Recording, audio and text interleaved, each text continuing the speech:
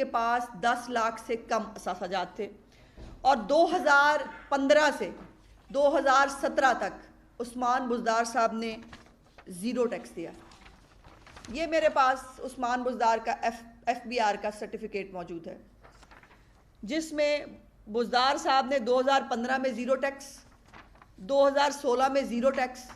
اور 2017 میں جو ٹیکسیبل انکم بتائی انہوں نے وہ بڑی انٹرسٹنگ تھی۔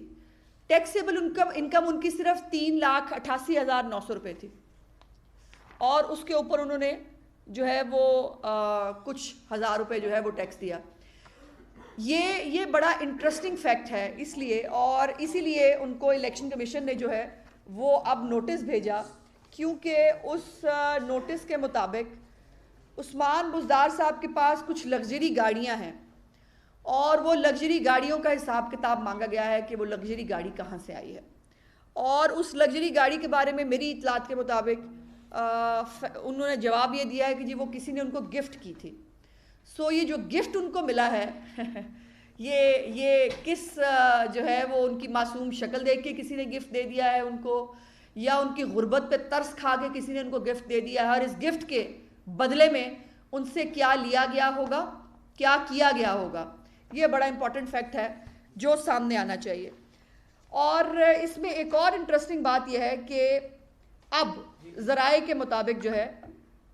اس وقت عثمان بزدار صاحب کا خاندان ارب پتی خاندان ہے، میں ایگزیجریٹ نہیں کر رہی، اس وقت بزدار صاحب کا خاندان ارب پتی خاندان ہے، اور لیکن وہ تمام یا فرنٹ مینوں کے نام پہ چیزیں ہیں، یا وہ ڈکلیئر نہیں کی گئی ہیں اور چھپائی گئی ہیں، اور اس لیے پتہ تو چلنا چاہیے نا کہ یہ جو 2017 تک آپ کی انکم جو ہے وہ 3,88,900 روپے تھی، وہ اچانک سے جو ہے وہ ان کے پاس کون سا جادو کا چراغ لگا ہے، ان کی ذرائع انکم کیا ہے، جس کے اوپر جو ہے تضاد کے اوپر ان کو جو ہے وہ نوٹس بھیجا گیا ہے۔ اب اس کہانی کا دوسرا بھی ایک کردار تھے جن کا نام ہے طاہر خورشید صاحب المعروف ٹیکے صاحب، اور میں سمجھتی ہوں کہ ٹیکے صاحب اتنے قصوروار نہیں ہیں، کیونکہ ٹیکے صاحب وہی کرتے ہیں جو ان کو ان کے ماسٹرز کرنے کے لیے کہتے ہیں، اور یا ان کو فون بنی گالا سے آتا ہے یا ان کو بزدار صاحب کچھ کہتے ہیں کرنے کے لیے، سو ان کو بھی نیب نے نوٹس بھیج دیا ہے، اور نیب نے بھی ان کو آمدن سے زائد اثاثوں پر اور ان کی بہت ساری ڈکلیئرڈ ان ڈکلیئرڈ جو بھی ان کی پراپرٹیز اور چیزیں ہیں ان کے لیے جو ہے وہ ان کو 8 جولائی کو جو ہے وہ بلایا گیا ہے۔ میں کیا کہتی ہوں یہ چھوڑیں، میں سمجھتی ہوں کہ آپ لوگ جو صحافی برادری ہے وہ ہم سے زیادہ باخبر بھی ہوتی ہے اور فیکٹس بھی ہوتے ہیں۔ آپ کے جو بیٹ رپورٹرز ہیں، جو سیکریٹریٹ کی بیٹ کرتے ہیں، جو سی ایم ہاؤس اور سی ایم آفس کی بیٹ کرتے ہیں، ان کے پاس بڑی لمبی چوڑی ڈیٹیلز ہیں اس حوالے سے، سو نیب کو چاہیے کہ وہ ان رپورٹرز سے بھی رابطہ کر لیں اگر ان کے پاس جو ہے وہ کوئی فیکٹس نہیں ہے۔ چیئرمین نیب صاحب کو بہت شوق ہے بڑی بڑی باتیں کرنے کا، بڑی بڑی کارکردگی دکھانے کا اور وہ کرنے کا، تو اب اس کا حال ان نوٹس کا، اس جو طاہر خورشید صاحب کا نوٹس ہے، اس کا حال شراب لائسنس سکینڈل والا نہیں ہونا چاہیے کہ بزدار صاحب کو ایک دن چائے پینے بلایا اور چائے پہ بلایا ہے اور اس کے بعد پھر جو ہے وہ پتہ ہی نہیں چلا کہ کیا ہوا۔ چیئرمین نیب صاحب بزدار صاحب کے خلاف آٹا اور چینی کا نوٹس بھی آپ لے چکے ہیں، میں پوچھنا چاہتی ہوں کہ اس کی تحقیقات ابھی تک کہاں ہیں، ان تحقیقات کے اوپر کیا ہوا، اور نیب جو ہے اب یہ اگر نیب جو عمران خان کا ایک بڑا ہینڈ پکڈ ادارہ ہے، جو عمران خان کہتے ہیں وہ کرنے کے لیے کوئی کسر جو ہے وہ اٹھا نہیں رکھتا، تو کیا یہ تمام فیکٹس جس کے اوپر آپ کو پتہ ہے عمران خان صاحب جو ہے وہ بڑا کہتے ہیں میں نے فلانے کی بھی تفتیش کرا لی، میں نے فلانے کی بھی تفتیش کرا لی، جو ایک سکینڈل اٹھتا ہے وہ خود ہی تفتیش کرا لیتے ہیں اور خود ہی اس کے اوپر جو ہے وہ کلین چٹ دے دیتے ہیں۔ عمران خان صاحب کو پتہ نہیں چل رہا کہ پنجاب میں کیا ہو رہا ہے، عمران خان صاحب کو پتہ نہیں چل رہا کہ پنجاب میں جو ہے وہ ٹرانسفر پوسٹنگز کس طرح بک رہی ہیں، عمران خان صاحب کو نہیں پتہ کہ ٹھیکوں کے اوپر جو پنجاب حکومت دے رہی ہے پچھلے 3 سال سے اس میں کون کون کتنا شیئر لے رہا ہے، ان کو پتہ ہے، وہ بالکل جانتے ہیں، لیکن جاننے کے باوجود وہ کچھ بھی کرنا نہیں چاہتے۔ اور یہ بڑی ایک انٹرسٹنگ چیز ہے کہ بڑا ایک اچھا فیکٹ ہے، آپ نے پی کے فلم دیکھی ہوگی عامر خان صاحب کی، تو عامر خان صاحب نے پی کے انٹروڈیوس کرا دیا، عمران خان نے جے کے انٹروڈیوس کرا دیا اور ہمارے بزدار صاحب کیوں پیچھے رہتے، وسیم اکرم پلس صاحب نے جو ہے وہ ٹیکے انٹروڈیوس کرا دیا. سو اب یہ سارے جو ٹیکے شیکے مل کے یہ جو اس پنجاب کے ساتھ کر رہے ہیں، میں چیئرمین نیب کو جو ہے وہ میں درخواست نہیں کرنا چاہتی. میں ان کو یہ ضرور کہنا چاہتی ہوں بڑے پرزور الفاظ میں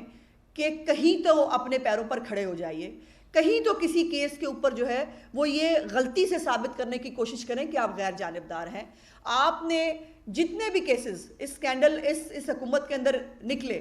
وہ ہماری ایک پیاری باجی بھی ہیں، ان کو جو ہے وہ سوائے دوسرے کی تذلیل کرنے کے ان کو بھول جاتا ہے کہ دوسرے کی تذلیل کرنے سے پہلے آپ اپنی تذلیل کر رہے ہوتے ہیں. سو وہ فرماتی ہیں کہ جی وہ ہم سب جواب دہ ہیں اس حکومت کے اندر. تو میں ان سے پوچھنا چاہتی ہوں کہ جہانگیر ترین جواب دہ ہو گئے،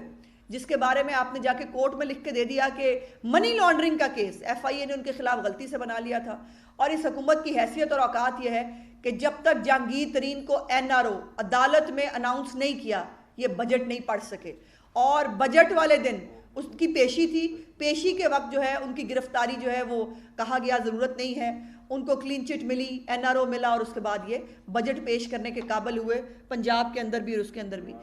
ندیم بابر کو جو ہے وہ جواب دہ ہو گیا. کہاں ہے ندیم بابر؟ کہاں ہے اس کی وہ تحقیقاتی کمیٹی اور وہ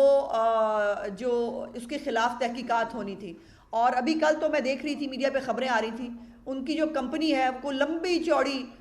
ڈیفالٹ سامنے آئے ہیں کچھ 6 بینکوں کے ندیم بابر صاحب کی. سو وہ کیوں ہے، کیسے ہے؟ یہ بڑے کارپوریٹ قسم کے کرائم ہیں جو ہوتے ہیں. اس کے بعد یہ جو ہمارے پنجاب کے بہت سارے وزراء کرام ہیں، وہ سمیع اللہ چودھری صاحب بھی ایک ہوا کرتے تھے. آٹا سکینڈل کے اندر ان کا نام آیا، وہ وزیر تھے، وزیر خوراک. اور مجھے بتائیں کہ ان کے خلاف کیا تحقیقات ہوئی؟ ہمیں تو ہمارے تو ممبرز کو اور ہمارے جو لیڈرز ہیں پی ایم ایل این کے، ان کو انکوائری کی سٹیج پہ ہی آپ اٹھا لیتے ہیں، ان کو آپ کو بڑی ضرورت ہوتی ہے. اب ایف آئی اے کے اندر شہباز شریف اور حمزہ شہباز پیش ہو جائیں اس جو ہے وہ شوگر کمیشن کی بنائی ہوئی جو ہے کمیٹی کے سامنے، جس نے طے بتانا تھا کہ عمران خان کے دور حکومت میں چینی 85 روپے اور اس کے بعد 55 سے 85 اور 85 کے بعد 120 روپے کیسے ہوئی، اس کا جو اور اس پورے شوگر سکینڈل کا نہ نواز شریف صاحب سے، نہ شہباز شریف صاحب سے، نہ حمزہ صاحب سے کوئی تعلق ہے، چونکہ نہ انہوں نے کوئی سبسڈی لی، نہ ان کی شوگر ملیں کام کر رہی ہیں، اور ان سے سوال ہو رہے ہیں وہ دادا جی کے زمانے کے. تو وہ جو شوگر کمیشن بنا تھا اس کی تحقیقات کا کیا ہوا؟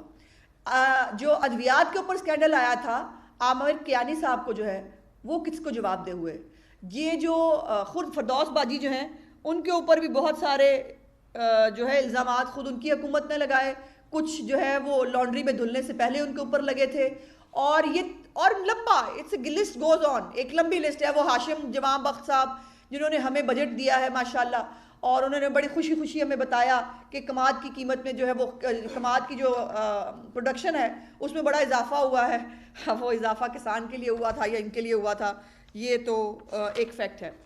اور دوسرا میں ہمیشہ کہتی ہوں کہ آمدن سے زائد اثاثوں کا کیس، اگر کوئی ایک پرفیکٹ کیس بنتا ہے آمدن سے زائد اثاثوں کا، وہ بنتا ہے عمران خان کے اوپر. عمران خان کی یہ 2013 کے انتخابات سے پہلے، یہ الیکشن کمیشن میں جو انہوں نے جمع کرایا، میں اس کی بات کر رہی ہوں. اور میں 2013 اور 15 کو اس لیے کوٹ کر رہی ہوں بیکاز اس کے اندر ایک جمپ ہے. 2013 کے انتخابات سے پہلے عمران خان صاحب نے 1 کروڑ 40 لاکھ روپے کے اثاثے ظاہر کیے تھے الیکشن کمیشن آف پاکستان میں 2013 کی، جب انہوں نے الیکشن لڑا. 2015 میں کوئی جادو کا چراغ ان کے پاس آیا، علی بابا جو ہیں انہوں نے پتہ نہیں ان کے پاس کون سے 40 چور تھے کہ ان کے اثاثے بڑھ کر 1 کروڑ 40 لاکھ سے اثاثے بڑھ کر 1 ارب 35 کروڑ روپے ہو گئے. میں جاننا چاہتی ہوں کہ اس کے اوپر نوٹس کیوں نہیں لیا جاتا، اس کے اوپر ادارے کیوں نہیں دیکھتے. اس کے اوپر جو ہے عمران خان کی آج تک، میں ہمیشہ ٹاک شوز میں بھی ہر جگہ پوچھتی ہوں، کوئی $1 ملین کویسچن کا جواب دے دیں. عمران خان کا ذرائع آمدن کیا ہے؟ عمران خان کی آج تک ذرائع آمدن ان کی پارٹی کے لوگوں کو نہیں پتا، باقی لوگوں کو کیا پتا ہوگا. سو یہ ہے فٹ کیس آمدن سے زائد اثاثوں کا. اور اس کے بعد ہمارے وسیم اکرم پلس جو ہے وہ اپنے پیر و مرشد جو ہے عمران خان، ان کی روایات پہ پورا چلتے ہوئے جو ہے وہ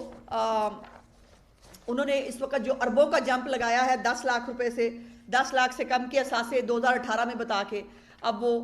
جو ہے ان کا خاندان ارب پتی ہے. اس میں بہت ساری ڈیٹیلز آنے والے دنوں میں انشاءاللہ آپ کے ساتھ شیئر کروں گی. لیکن 2 چیزیں میں نے بڑی امپورٹنٹ،